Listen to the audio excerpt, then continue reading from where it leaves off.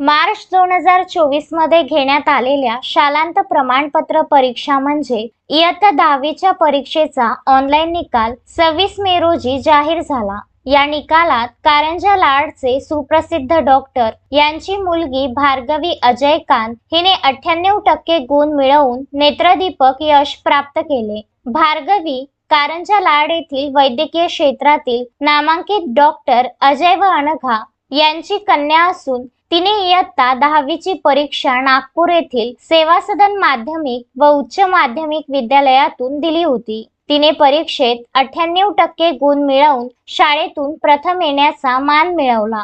कुठल्याही प्रकारच्या शिकवणीची मदत न घेता अतिशय उत्कृष्ट पद्धतीने भार्गवीने इयत्ता 10वीच्या परीक्षेत यश संपादन केले। या निमित्ताने आयोजित सत्कार समारंभामध्ये भार्गवीला शाळेच्या अध्यक्षा कांचन गडकरी व सचिव वासंती भागवत यांच्या हस्ते पारितोषिक देऊन गौरविण्यात आले। या पुढील शिक्षण वैद्यकीय क्षेत्रात घेऊन रुग्णसेवा करण्याचा भार्गवीचा मानस आहे। या यशाचे श्रेय ती शिक्षक वृंद व तिच्या आई वडिलांना व आजीला देते। या नेत्रदीपक यशामुळे भार्गवीचे संपूर्ण कारंजात नव्हे तर नागपूरमध्ये सुद्धा कौतुक होत आहे।